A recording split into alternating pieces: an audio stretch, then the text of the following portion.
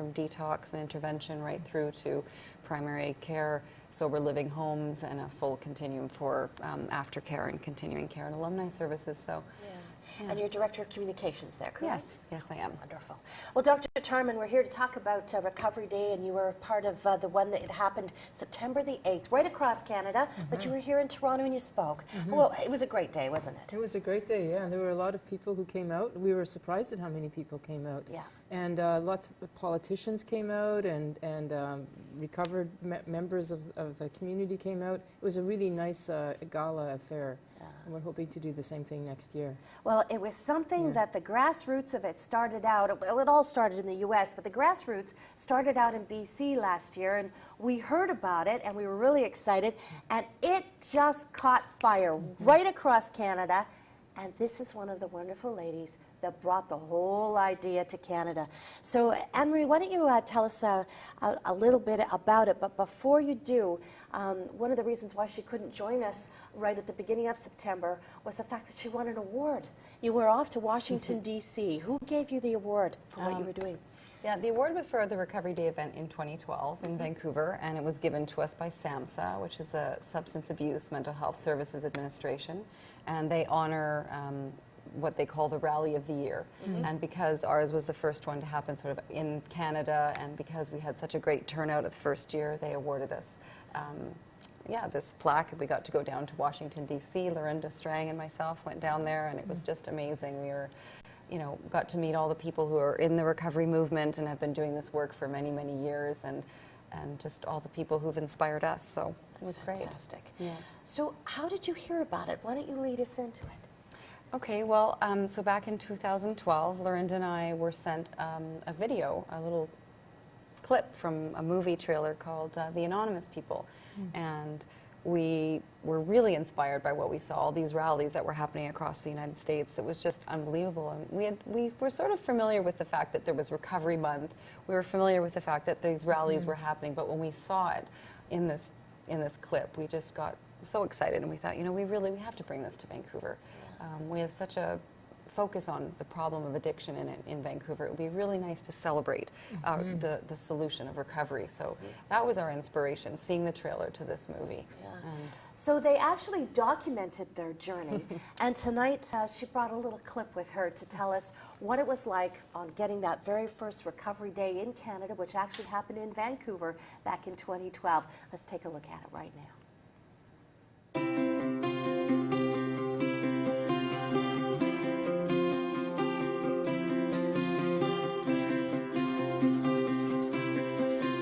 We wanted to do it in September in conjunction with Recovery Month in the United States. So we got September 30th, we got a proclamation from the mayor, and we put on Recovery Day.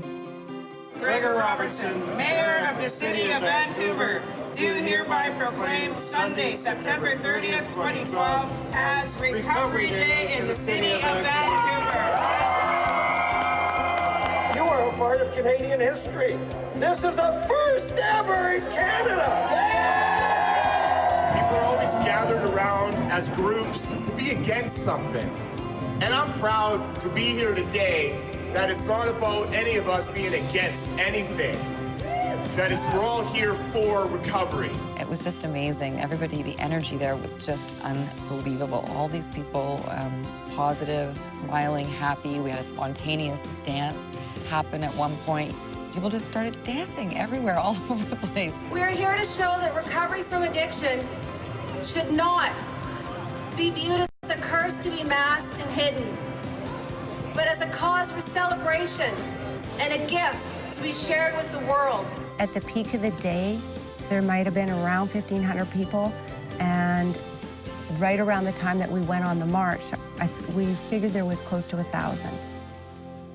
There was people that didn't want to come out to Recovery Day because they're afraid of being seen by their employers or wherever and being in recovery. So, it's a beginning, and maybe in 10 years, nobody will be afraid to say that they're in recovery. So it was a tremendous success right off the bat, and like I said, it caught fire right across Canada. So what happened after that day? You must have been basking in the glow of what you'd done, but I think you knew that you had caught the attention of Canada, right? Yeah, but we weren't the only city that had an event last year. Victoria heard about what we were doing as we were doing it, and they decided to try and put an event together, and they did, and they had a great turnout in Victoria as well. And Ottawa was trying to get a proclamation, and they were able to get the proclamation, but they weren't able to get an event together because it all happened so quickly. Yeah. And so there was really no time. I just remember after last year, it was the end of September last year, right? It wasn't September 8th last year, it was September 30th.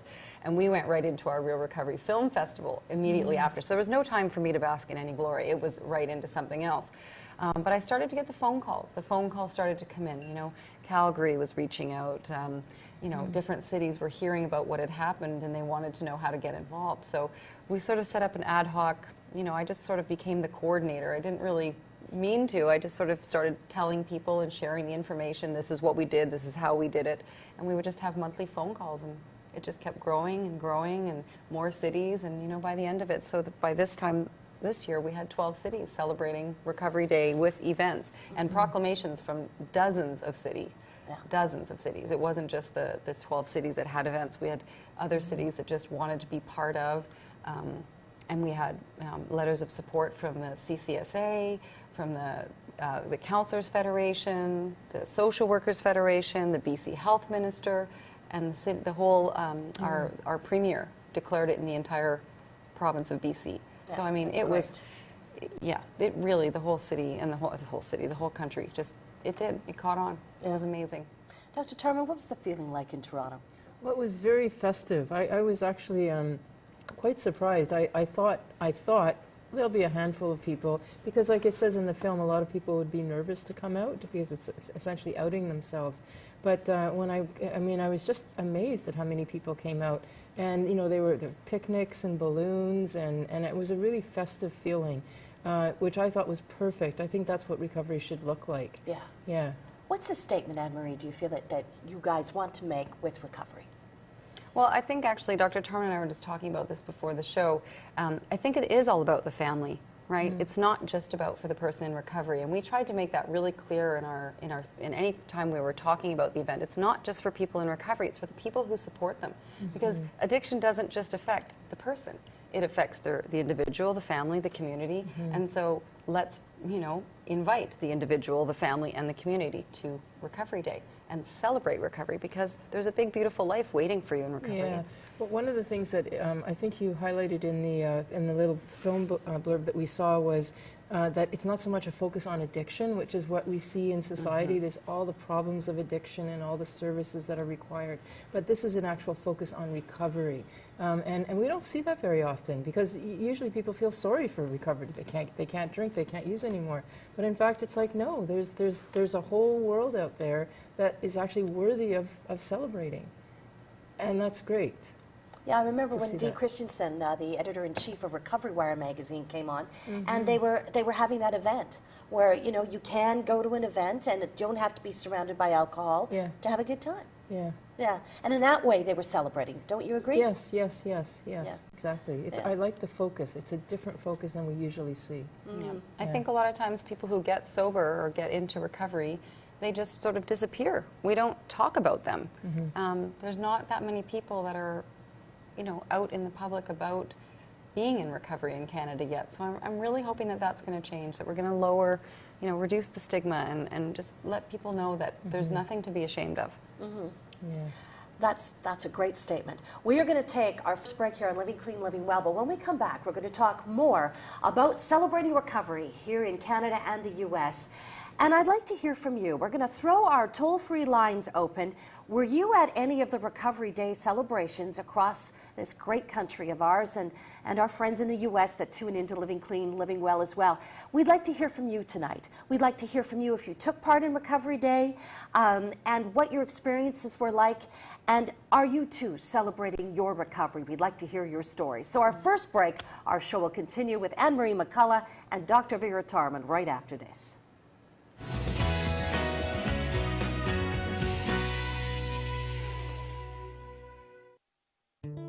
It's scary to think that you're going to live the rest of your life without drugs and alcohol when it's all you've depended on.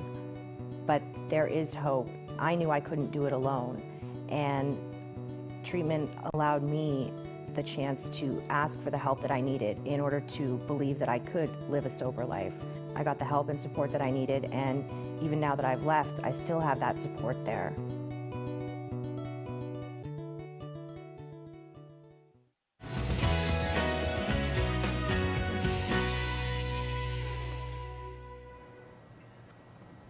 Welcome back, everybody, to Living Clean, Living Well. My guest tonight, as I mentioned just before we went to the break, Anne-Marie McCullough from the Orchard Recovery Center on Bowen Island. That's the first island right next door to the great city of Vancouver. You take a little ferry over there.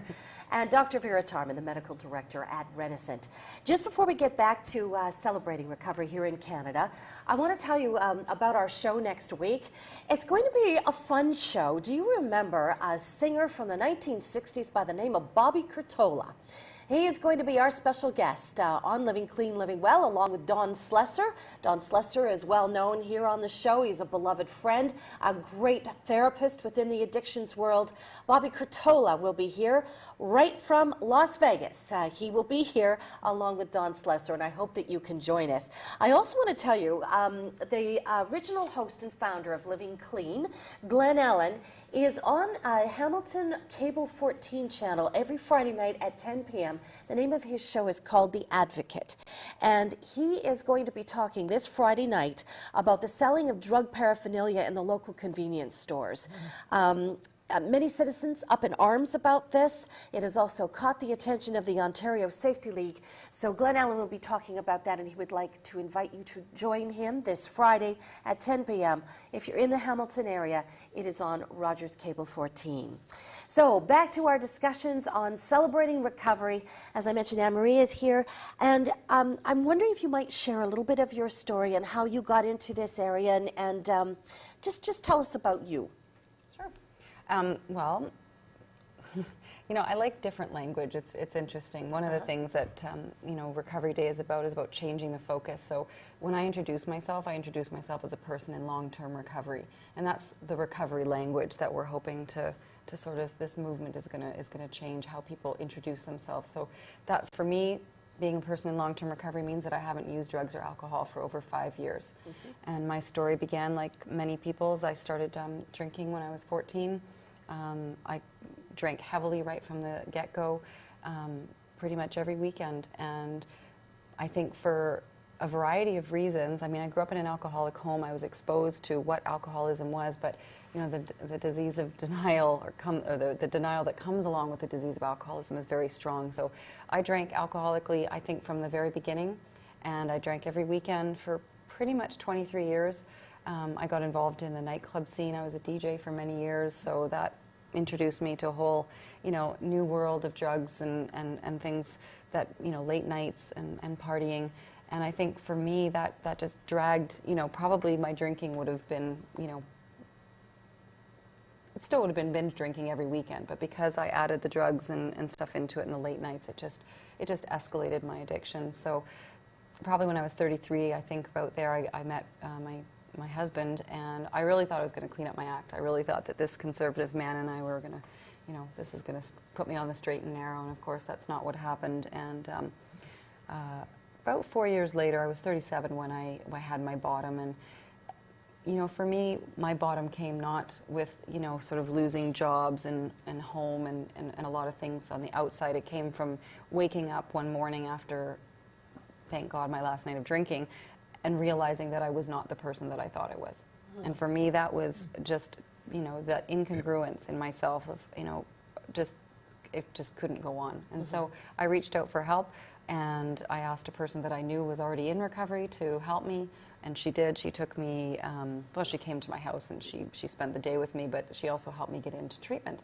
So I actually went to treatment at the Orchard 2 days later. I didn't sort of, you know, dip my toe in the water at all. I just sort of knew that I needed to stop, and I didn't want to take any chances, so I just went straight for the treatment route. And you know, I spent 5 weeks there, and it was the best decision I've ever made for myself.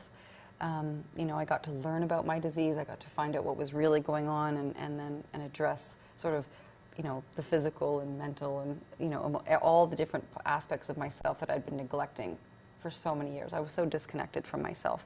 And, you know, I've been sober and clean ever since, and it's been you know, and just every aspect of my life has changed, right? I now work in the field of recovery, and I, you know, as your former guest Darren says, I eat, sleep, and, you know, my life is recovery. It's all about recovery. And through working at the Orchard, you know, Lorinda has been a recovery advocate for a very long time.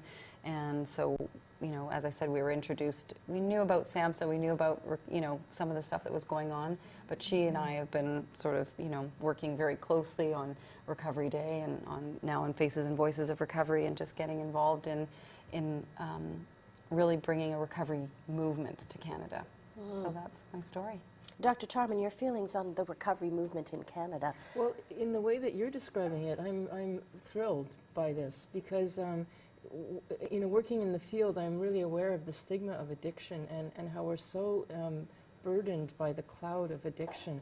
And what this is really promising is to take away that cloud and to say that there's something actually quite extraordinary about addicts and alcoholics, and, you know, let's celebrate that. And we never hear that message. I know when we have Ann Dossett-Johnson coming in to talk about Drink, her new book, Drink, there's, you know, there's this whole focus about how you need alcohol to glorify yourself. And I see the recovery movement as a way, it's like, no, you can be sober. You can actually celebrate, even if you're not in recovery, we can actually be people, wonderful people, and be sober. Like, we don't need alcohol, we don't need drugs. Yeah. So I think that the recovery movement will spill not just into for people in recovery, but into the larger community too, as a celebration of sobriety. Mm-hmm. Why do you think there is such a stigma? I mean, it's identified as a disease. Mm-hmm. Why is there a stigma? Anne-Marie, why don't you give us your thoughts on why you think? Well, I think there's been, you know, I remember the day that I told my husband that I was going to be going to treatment. Mm-hmm. And he looked at me and said, "What do you mean you're going to treatment? You're not an alcoholic. You don't hide alcohol in your desk drawer. You don't," what else did he say to me? You don't drink every day. You know, so there are certain perceptions, I think, that exist in society, whether it's because of what the media has depicted, which I think is a lot of it. Mm-hmm. You know, we see certain images in movies and on television, and that's what we think an alcoholic is. So I think we really need to work on changing what public perception is of what an alcoholic is. Do I look like an alcoholic to you? Probably not. You know, even when even the day I entered treatment, I probably didn't look like what most people identify as an alcoholic. Mm-hmm. So I think the stigma exists because of the public perception, because of misinformation. And it's so, and that stigma is so dangerous because the people who are aware of that stigma, who might want to get help, won't get help because they don't want to brand themselves with that name. Exactly. Yeah. I noticed in your video that you had people with you know, signs and being proud and walking through the streets of Vancouver. That's making a statement, isn't it? It is, and it was really amazing to see that, as you said, that people were willing to do that. And I hope that more and more, like, that's the idea. Apparently there's a statistic out now that I got from my friend at the CCSA that there's 4.8 million people in this country living in long-term recovery. That's a lot of people. And if those people were actually willing to, you know, come out and celebrate the fact that they're in recovery, think about all the other people that can get help. That's my dream. When you think of diseases, and you know, we celebrate recovery when people get over their disease and into recovery from it.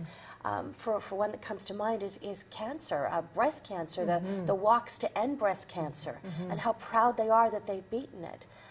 You know, is this where you're going with Recovery Day, so people can say, I'm proud I've beaten my disease? Absolutely. I mean, there's been many, I mean, the cancer one is a good comparison as well, but I think, you know, if the gay community had stayed silent about the disease that they were all suffering from in the 80s and 90s, you know, their community would have been, well, it was still decimated, but it would have been much more serious. Addiction is deadly. You know, there's no two ways about that. So if you don't get help and get into recovery, and if you're not able to be, you know, sharing about your story of recovery with other people, we're going to be letting our fellow addicts die. That's how I see it. You know, one of the things, if I can say, is to motivate a person who might be watching the show, for example, and wondering, to motivate a person to go into recovery, if you have that stigma of addiction, I mean, it's because of all of the problems that, you know, you lose your job, you lose your wife, you lose your husband, you lose your whatever. A lot of that has been what's contributed to the stigma. But a person who's trying to decide, you know, is my life really this bad?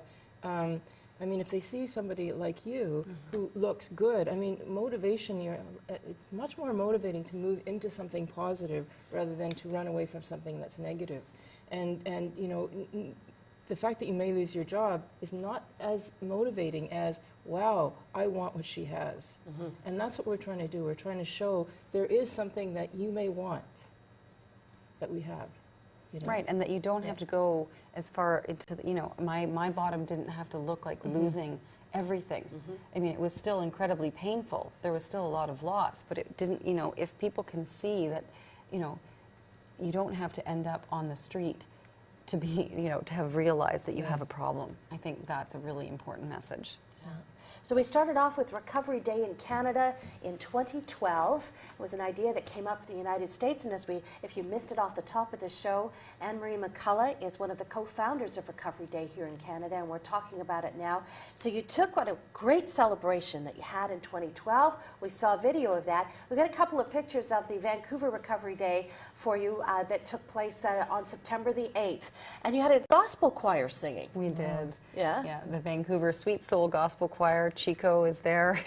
It's a 30, they have about, I can't remember how many people, there's probably 100 people in the choir in total, but this is just, they bring, you know, probably 30 of them with them, and they were just so inspiring. They just got everybody feeling so happy, and Are they all in recovery? no, they're not all in recovery, no, but they're just really, yes, that would be an amazing, that's a great idea. Thank you. I'll take you up on that one. Yeah, and then I guess you're getting ready for their march there, and that's some of our Orchard employees. That's Yes. Roy and Anne who work at the Orchard. And this is some other positive sort of recovery messaging.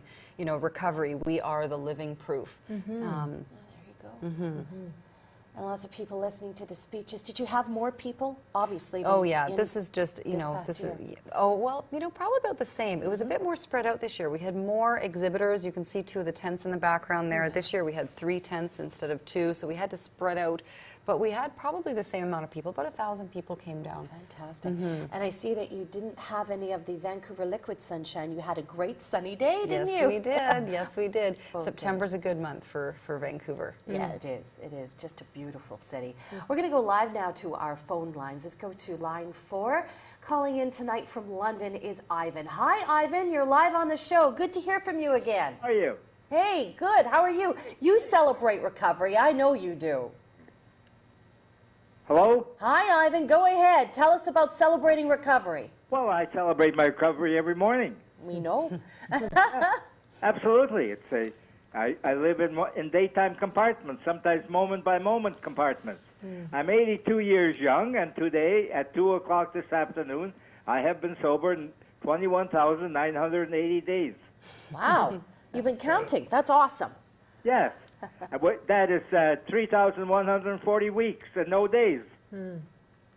Ivan, what do you think of celebrating recovery and having the movement that we have, the rallies right across Canada? What do you think at the age of 82 and how long you've been in recovery? Fill us in on how you feel about these Recovery Day celebrations. Well, it keeps people sober, fabulous. Yeah. Yeah, they certainly are. I didn't know they had that program. Yeah, well, you know, it's shows like this too, which is great that we can get the word out so that we can build it up. It just got started last year, Ivan, and this year was the first year that it went right across Canada. But you have quite the story, Ivan, and I always enjoy it when you call in and tell us about how many years, we know now how many days, but how many years have you been in recovery? Well, at 2 o'clock in the afternoon, the 30th of August of this year, I was sober 60 years. 60 years. Wow. Yeah. And what's been the key for you over those 60 years, Ivan? Beg pardon? What has been the key for you to remain clean and sober for the last 60 years? What's been the key for your recovery? I had my last drink at 2 o'clock in the afternoon in the Army-Navy Club in April of 1953. I landed in the hospital 6 months from the grave. I was 21 years of age. And I was and I was in there for 33 days, and my doctor, Dr. Doyle, I was 20 years in the Canadian Air Force, and Dr. Doyle, I sat on the side of my bed the day before I was to be released. He said, well, young fella, you better quit drinking. Well, I said, I could have a couple of beers, can't I? He said, no. I said, why not? Because he said, you came in here with almost an ulcerated bowel, and if you go out and drink, you'll be back here in 6 months, and we'll size you up to a wooden suit. Well, I left, and I stayed sober the May, June, July. I went on my annual leave in August, and I started to drink again. And on the 29th of August of 1953, I'm sitting in the Army, Navy, and Air Force Club drinking, and I look up at the clock. It's 2 o'clock in the afternoon. And I was not enjoying my drinking. I saw no lights. I didn't hear any bang or anything. But what was hitting my conscience was what Dr. Doyle told me. Yeah. So I stood up and I said, Ivan, drink up. Walk through that door, and you'll never take another drink again. Walk through that door, and the rest is history. Ivan, I love your story. Thank you so much. It's been good to hear from you again. He's a long-time viewer of Living Clean, Living Well. I feel like you're one of the family. Thanks so much, Ivan. And we're looking for your phone calls as well, folks. Pick up the phone. Tell us about your recovery. Tell us if you want to get into recovery. Tell us if you were at a Recovery Day celebration across Canada. We want to hear from you. And also, we are always here for any general questions that you may have. If you're struggling, if you have questions, if you have family members that may be struggling, we're here. We're here to help. Dr. Tarman is always such a wonderful resource for you. And Anne-Marie McCullough is here to help as well. So a short break here on the show. And when we come back, more of your phone calls.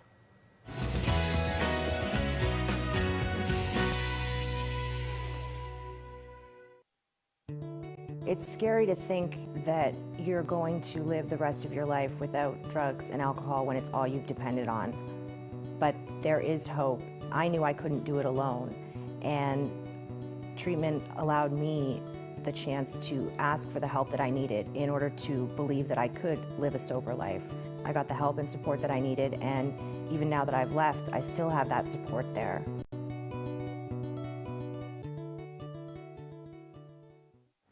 Hello, I'm Ellen Campbell, the CEO and founder of the Canadian Centre for Abuse Awareness.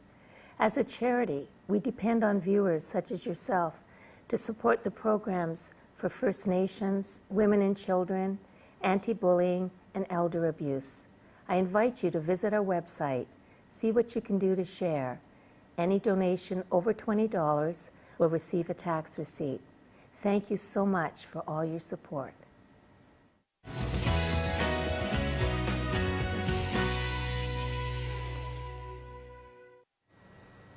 Welcome back to Living Clean, Living Well, live here on CTS on this Sunday night. So glad that you could join us as we celebrate recovery here in Canada, the U.S., and we're about to hear from Mexico. Before we get back to our toll-free lines, I want to tell you that if you've just joined us, our guest tonight, Anne-Marie McCullough from the Orchard Recovery Centre out in BC, British Columbia, and also Dr. Vera Tarman, who is the medical director at Renascent. I also want to tell you about the wonderful Recovery Wire magazine. Dee Christensen, the editor-in-chief, has got her latest issue out. Dr. Tarman, you've written in here, haven't you? What's it about this week, well, this month? The one this month is actually the speech that I gave in on Recovery Days, and it's called "We Are the Champions." Hey, because it really is trying to say that there is a good side to that reckless, nasty side of addiction. There's actually a positive, and that's what we're trying to celebrate, is that positive. And if you would like to become a subscriber of Recovery Wire magazine, all you have to do is go to their website. So just Google Recovery Wire. In fact, we've got the info for you right up on the screen right now. Go to their website. You can have a look there and then plug in the information, and you will be able to get your free copy of Recovery Wire. Let's go back to our phone lines, and I'm very intrigued because I hear that we have a phone call from Mexico tonight. Let's go to line 1. Hello there, Mike. You're live on our show. Welcome. Hello, how are you? I'm doing well. Are you watching us in Mexico right now, or are you visiting Canada? Yeah, I'm from Canada, and I'm sitting right now in a condo in Puerto Vallarta. And I was going through the channel, and I just come to your show, and I was wondering if it was live, so I figured I'd give a call. We are, Mike. And you're in Puerto Vallarta right now? Yeah, Puerto Vallarta, beautiful day today, 35 degree. Recovery strong here too. Yeah. I've been to Puerto Vallarta. It's absolutely beautiful. So tell us about the recovery community there. It's pretty big with AA, and NA is got a meeting every day at 5 o'clock, and I went to a few meetings so far. It's like 13, 15 people, and a lot of people that stay here, they're like permanent resident here, and you meet people from all over the world in recovery. As I met people from Spain, people from Canada, from the U.S., and recovery is everywhere. I'm in Puerto Vallarta right now with people that I met at the World Convention 4 years ago in Barcelona. That's wonderful. I was working on a cruise ship. I had an opportunity to go and work a couple of weeks ago, and there were even meetings on the cruise ship. It's wonderful that you can go anywhere in the world and find support, isn't it, Mike? Yeah, it's pretty awesome. And I was pretty interested in what you guys talking about, because I remember I went to Vancouver the first recovery day, and I was amazed by how many people that was there. Wonderful. Did you want to talk to Mike? Sure. Mike, I would love to hear what you thought. You were at Vancouver Recovery Day in 2012 then? Yeah, I was there last year too. I was there the 2 year, like you guys did that. Yeah, I live in New Westminster, and oh, great. Yeah, and I clean in a treatment center too. They were part of this recovery day, and they took everybody from the center there, and I was an alumni from there. I went with them, and it was pretty awesome. I was blown away by how many people was there. Yeah, it was great. And it was great to see all the people across Canada in the various cities celebrating recovery. Mike, I'd love to ask you, what channel are people watching us on in Puerto Vallarta, Mexico tonight? What channel is it? I have no idea. I can push a button to go on the menu. I will tell you that in 2 seconds. And it just blew me away that I can watch that right now in Mexico. You're on channel 355. It's called CPS. Yeah. There we go. Well, fantastic. Mike, you have made our night. Thank you very much. Our big hearty thanks to everybody who's watching down in Mexico. This has been a landmark night for our show. We're so glad. So not only in Canada and the U.S. are they watching, but they're watching in Mexico too. Hey, Mike, you keep watching and spread the word down in Puerto Vallarta that we're here every night on Sunday nights. You will, won't you? I will. I'm here for another week, so I'm going to have the chance to watch next Sunday too. Oh, terrific. Mike, I look forward to talking to you again, no matter where your travels take you, and thank you for calling in tonight from Puerto Vallarta. That's awesome. Let's go to line 3, and calling in from Toronto is Ike. Hi there, Ike. Welcome to our show. Have you got a question or a comment for Anne-Marie or Dr. Tarman? Tarman? Go ahead. What's the difference between Suboxone and methadone, and which one would you recommend? There we go, one of our general questions. Ike, I'm so glad that you picked up the phone, because we're here for that too. Dr. Tarman, go ahead. Okay, well, both of them are opiates, synthetic opiates. They're opiates that are used to help people get off of other opiates, like usually Percocets or Oxy, or heroin, or any of the sort of illicit opiates. And methadone is a long-acting drug that has been used as a substitute that a doctor can prescribe, so it's considered a safer opiate to use. And the whole idea is that you give the person that drug and then eventually taper them off in a safe, contained way so that they can get off of their opiate addiction. And Suboxone is the more recent drug that does the same thing, but it's apparently it's easier to get off of and has less side effects. And also, when a person's on methadone, they can still use drugs, but with Suboxone, it's a little harder. There's a ceiling effect, and so you can't get high on it when you're on it. So that's basically the difference. Ike, did you have a follow-up question for Dr. Tarman? Well, would you say that Suboxone then would be much better for quicker recovery or an easier recovery? Yes, I would. The thing about Suboxone is that your opiate need can't be that high. So if a person's been using a lot of drugs or they're on a high dose of methadone, Suboxone, you can only for example, if you're on a methadone, you have to be on 30 milligrams or less in order for the Suboxone to work. But some people are on 80 milligrams, 100 milligrams, so they're not eligible yet until they've been tapered down. But it's really worth trying to taper down because it's a much easier drug to be on, Suboxone, and seems to be easier to get off of. Yeah. And Ike, does that answer your questions tonight? It did, and you know what? I love your show. Thank you very much. You're so welcome. Yeah, we always say, Anne-Marie, that this is a safe haven for anybody to call in, to ask the questions, and we're here. Dr. Tarman is always great. So, as I mentioned, you know, a while ago, if you've got some family members that are struggling, or perhaps maybe you're struggling, you know, we want to celebrate your recovery as well. And the first step is sometimes picking up the phone. So we're here. Our toll-free lines are available as we celebrate recovery and Recovery Day in Canada.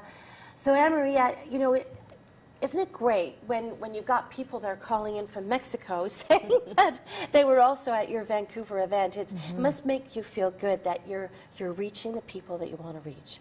Yeah, it is. It's pretty amazing. I mean, yeah, I don't think I could be much more grateful for the way that the community has responded to this. You know, the government has responded positively, the recovery community has responded positively, and I think it can only continue in a positive way. It's a movement whose time has come. Have you thought in the future about where you would like it to go, or what else you would like to see happen? I'm going to put you on the spot, but that's all right. You got plans? Well, I mean, some of the goals that we have right now are just to have Recovery Month declared. Very good. It would be really nice for that to be in line with the United States. Federally, across the country. And when we were in Washington, actually, Lorinda and I met some of the U.S. government officials, and we got sort of a sneak peek bit of information that the UN is actually looking at a resolution to declare September International Recovery Month. Wow. So very good. We may have this in Canada, you know, without even, you know, sort of needing to do the groundwork ourselves. It may just end up happening if the UN puts this resolution through. So that would be, I mean, that would be just amazing. And that way, you know, I could come here and be at Recovery Day on one day, because we wouldn't all have to have it on the same day. We couldn't be celebrating and having all sorts of different recovery events throughout the month of September, which is what the United States has, right? They do a big launch and a kickoff, and then they have the rallies, and they do all sorts of different things. And that's great. So, Dr. Tarman, I see you're in agreement over there. Oh yeah, I'm just, like I said, I'm thrilled by this. You know, one of the other things that's happened historically is that when people are in recovery, it's often that they've sought out help through a 12-step program, which is essentially anonymous, and they're not really able to say, I'm in recovery and here's why. But this is a way to get around that, to say, I am in recovery, and you know, you don't have to avoid the press and you know, the public display, because you can be open about it. Like, it just opens doors that have been shut previously. Yeah, there's great literature that exists that comes out from Faces and Voices of Recovery in the United States that teaches people, and that's why I introduced myself the way I did at the beginning when you asked me my story. And there are ways to speak about your recovery without breaking the beautiful traditions of the 12-step programs. This is not, it's not one or the other. It can be both. You're allowed to speak publicly about your recovery. Anyone can. So what's the difference in how you would define yourself now versus how you would have in the past? Like, what's the difference that you're saying? Well, the messaging is, I'm a person in long-term recovery, and for me that means, I haven't used drugs or alcohol for 5 years, but the person who is speaking would just insert the name of the drug or alcohol, or both, that they used, and the number of years that they've been in recovery, and then they would, instead of us defining what recovery is, the person in recovery gets to describe what recovery means for them, and gets to tell the, you know, when they're telling their story, they can say, well, it means this, it means that, it means that I've got my family back, it means that I've got my relationship back, or you know, whatever it has meant to them. And you know, I'm an upstanding member of my community now. I'm paying my taxes again, or whatever. And so it could mean something different to every single person. But it's about identification. Now, when that person is in a 12-step meeting, they can still identify themselves in their meeting as whatever they are. But when they're speaking to the public or to the press, that's how they would identify themselves. I see. So rather than, hi, I'm so-and-so, I'm a drug addict, it's, hi, I'm so-and-so, I'm a recovering. And that's all about the public perception that we've been talking about, because the public perception of what an alcoholic or an addict is still probably very negative. If you identify yourself as a person in long-term recovery and you tell the person that what that means is that you're not using drugs or alcohol anymore, then the person has a much, or the press or whoever has a much better understanding of where you're at in your life. You're not still struggling with your addiction. You've you've managed to stay clean and sober. Yeah. We're going to take another short break here on Living Clean, Living Well, but when we come back, more from Anne-Marie McCullough and Dr. Vera Tarman, plus we've got Benny from Toronto and Dave from Midland on hold. We'll be back to take more of your phone calls right after this.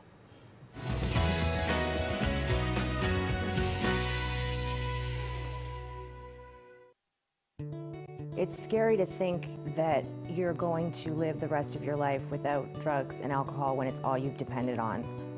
But there is hope. I knew I couldn't do it alone, and treatment allowed me the chance to ask for the help that I needed in order to believe that I could live a sober life.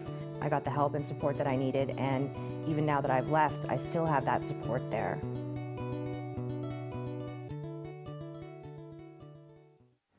Hello, I'm Ellen Campbell, the CEO and founder of the Canadian Centre for Abuse Awareness. As a charity, we depend on viewers such as yourself to support the programs for First Nations, women and children, anti-bullying, and elder abuse. I invite you to visit our website, see what you can do to share. Any donation over $20 will receive a tax receipt. Thank you so much for all your support. Statistics state that it is likely you know a victim of abuse. It could be a friend, a relative, a colleague. It could even be you. 1 in 3 girls and 1 in 5 boys will be sexually abused before they reach the age of 18. Please give them hope. Help us make it stop. Go to abusehurts.com and give to the Canadian Centre for Abuse Awareness.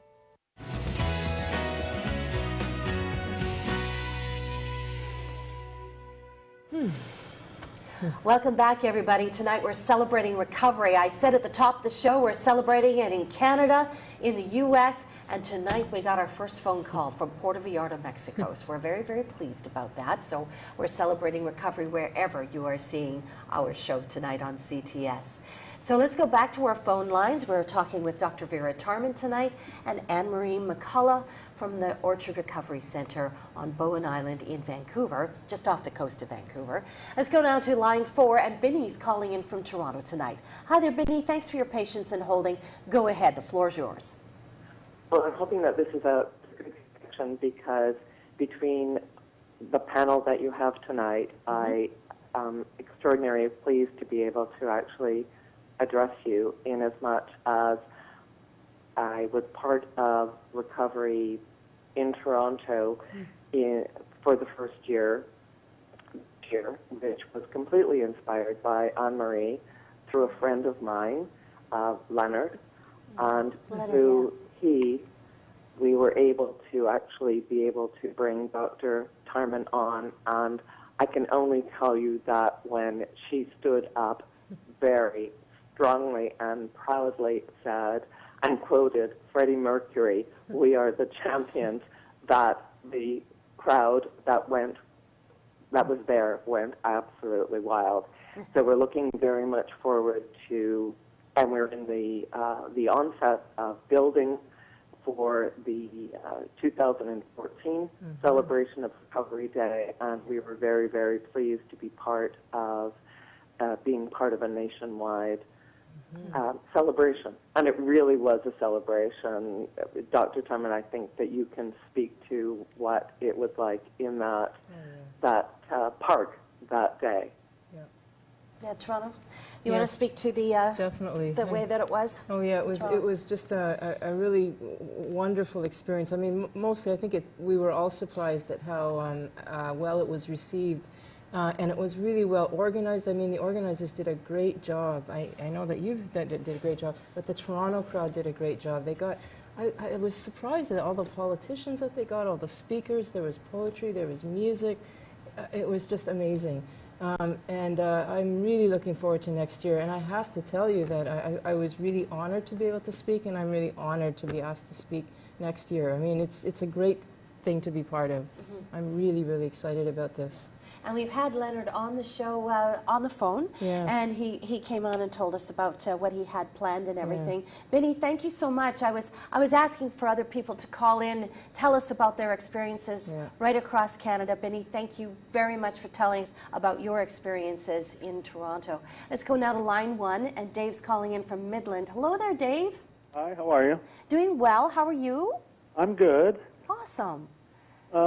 I think this is a great thing, having Recovery Month and Recovery Day. Yeah. I'm not quite sure what day it is. Is it the 30th of September or the 8th of September? The 8th. The 8th? Right? In the first year, it was on September 30th in Vancouver. And this second year in 2013, because we had so many cities, we had to sort of pick a date that all the cities could agree on. And we chose September 8th. It really just needed to be in the month of September because that is Recovery Month in the U.S. And we are hoping to have Recovery Month declared in Canada. So for next year, I think many cities will have their events on different days with the intention of it, you know, again, being a national monthly declaration. Dave, great. yeah, go ahead. I like to say that I'm on a path of recovery, but I also like to say that I'm on a path of discovery. Because I'm discovering some talents I have that I never knew I had, and you know, and I'm discovering life that I didn't live when I was using and drinking. I saw, like I heard the one gentleman say, I celebrate recovery every day, and I have no problem telling people that I'm in recovery, and I don't break the tradition because it's not at the level of press, radio, or film. You know, right. So I mean, I'm well known in the community I live in because I work in the field now. I work as a peer support worker at Waypoint Mental Health Center, and I also work in Central Recreation there, and you know, it's opened a whole new world for me. Oh, that's wonderful, Dave. It's always good to hear from you. Thank you very much for your thoughts on this, and we celebrate you. Let's go now to line 2. Vinny's calling in tonight from Ottawa. Hello there, Vinny. Welcome to our show. How are you? We're doing fine, Vinny. Have you got a question or a comment? I just appreciate your show and all that you guys do. Oh, thank you. We're very proud of what we do here. And, you know, it's great to have a community. And you're part of that community. And Dave from Midland is part of that community. And everybody else that has called in. Ivan, he's a longtime viewer of the show. Thanks for that, Vinny. Do you have some thoughts on Recovery Day, possibly becoming Recovery Month? Were you at the Recovery Day celebrations in Ottawa? Just curious. I'm just wondering why in your hearts do you do what you do? Wow. I think it's different for everybody that is on the show. I'll start out because I'm host. In my heart, I'm a longtime volunteer with the Canadian Centre for Abuse Awareness, and I come from news and sports, and I've always wanted to get into talk television, and I had an opportunity to do this show. And although I don't have a background in addictions and substance abuse, I certainly knew television. So my part of giving back to the community is just hosting the show, and I call myself the TV traffic cop. So I get us on and off the air, and I make sure that our phone callers like you are on the air.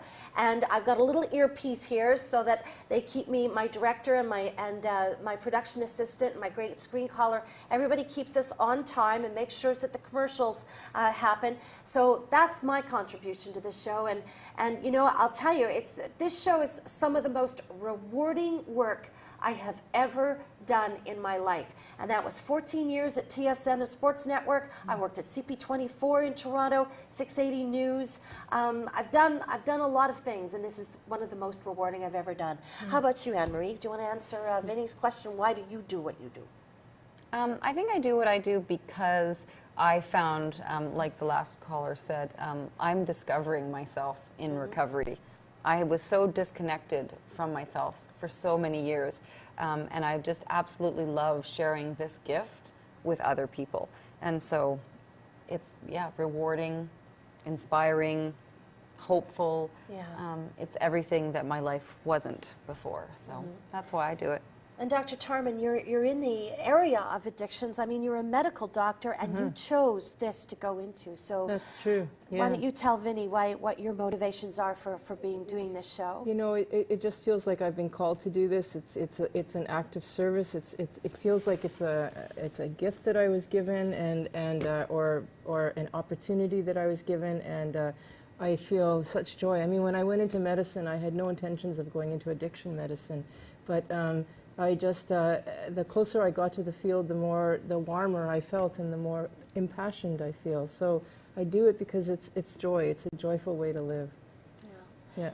And Vinny, we thank you. You've been interviewing us tonight. It's a great question. It was a great question. And thank you so much for calling into this show. And I'm so glad that you watch as well here on CTS every Sunday night at 11:30 Eastern Time, and out 9:30 out in Vancouver.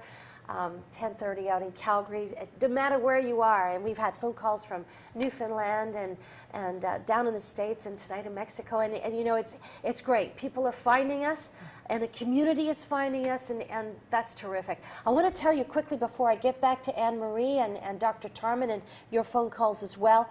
Next week we've got Canadian icon and a very famous singer from the 60s. His name is Bobby Curtola, and that name may ring a bell. His big hits were Fortune Teller and Hitchhiker way back when. Bobby's got quite the story to tell, and he is coming to us from Las Vegas. He will be appearing here, and of course, you know, he's got lots of stories. As I was saying, apparently he used to be a friend of Elvis, and we all know about his struggles, Elvis's struggles with alcohol and addiction and drugs. So it's going to be interesting to hear it from that side of the entertainment world. As well as Don Slesser will be here. He is a longtime friend of this show. He is in recovery himself, very proud of it, and he is also an addictions therapist and a counselor. So Don Slesser will be here next week, so we're looking forward to that.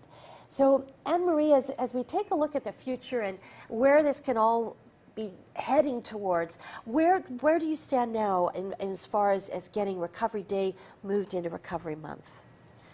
How's it looking? Well, I mean, it looks really good. You know, we've had support from our MP out in West Vancouver, John Weston. He's been a very big supporter of fitness and health for his riding. So he's worked with the Orchard and worked with Lorinda and I on a variety of other initiatives already. So he's very supportive. He's already proposed and spoken to our federal health minister about Recovery Day and about Faces and Voices of Recovery. So we have support there. We have support at so many different levels of the community with, like I said, all those different associations that have supported us. So, I mean, I really don't see it being, you know, if it happens. It's just a matter of time. Exactly. And, you know, I would love to see every major city and every province having a celebration next year. I mean, we were very close to that this year. I think the only provinces that didn't were Manitoba and Quebec. So we had a maritime representation, we had all the other provinces. So we're very close. I would just like to see it just keep getting bigger and bigger, and for, you know, for nobody to feel that concern about coming forward at Recovery Day, because it's not just for the addict in recovery, it is for the family that supports them and the friends and the allies. Yeah. So you said Manitoba and Quebec, they weren't able to get we didn't have events in those cities, or in those provinces rather. But I know that the folks at Portage, who have locations across Canada, I was contacted by Montreal, and I know that they will definitely be working hard to get an event in Montreal this year. We get phone calls from Montreal, Dr. Tarman, you may remember, and we've also had phone calls from Winnipeg before, so it would be lovely, put out the challenge to those provinces to join in on this great celebration as we celebrate recovery. Dr. Tarman, your thoughts on the Toronto celebration, and you know, you said we've already got like the politicians coming out and things like that. Yeah, you know, I the way that I would like to see this is, you know, we have Caravana, which is celebrating different cultures. We have the Gay Pride celebrations, which now are Thursday, Friday, Saturday, Sunday, to celebrate gay lifestyle. Yeah. It's time for recovery to have the same kind of exposure, the same kind of celebration, the same kind of parades, the same kind of anybody coming to celebrate. That's what I'm looking forward to. To take away that stigma.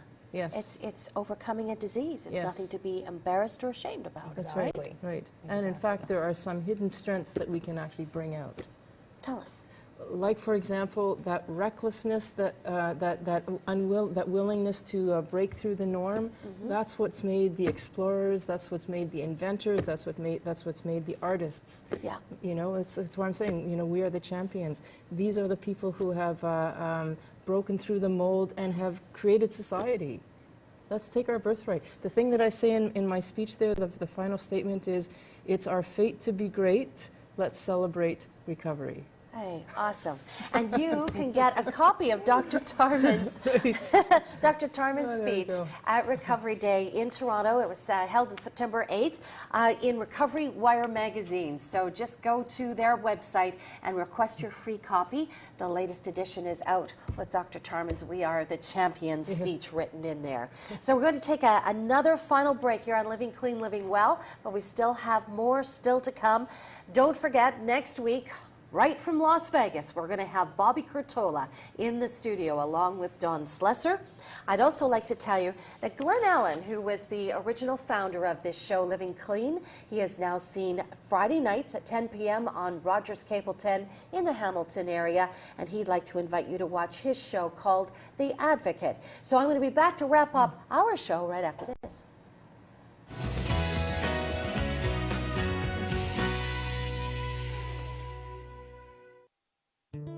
It's scary to think that you're going to live the rest of your life without drugs and alcohol when it's all you've depended on. But there is hope. I knew I couldn't do it alone, and treatment allowed me the chance to ask for the help that I needed in order to believe that I could live a sober life. I got the help and support that I needed, and even now that I've left, I still have that support there.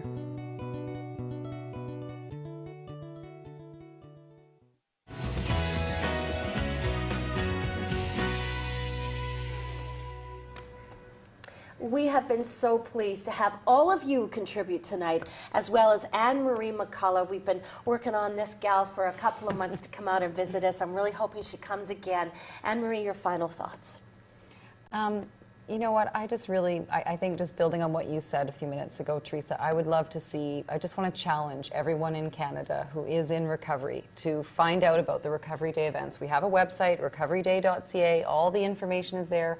Check it out, come out next year, support, you know, the people, not just the people in recovery, but get your families there, get your friends there. Let's make Recovery Day 2014 just the biggest and best event that it can possibly be. There's the challenge. Dr. Tarman, your final thoughts. My final thoughts really, Recovery Day is the opportunity to look at where you might be feeling bad about yourself and turn that around and see where your strengths are and celebrate in a community the extraordinariness of you. Very good. Yeah. So folks, that's it for this edition of Living Clean, Living Well. My thanks to Anne-Marie McCullough from the Orchard Recovery Center in British Columbia. Dr. Tarman will be back in the house 2 weeks from now, and I'll be back with Bobby Curtola next week. See you then.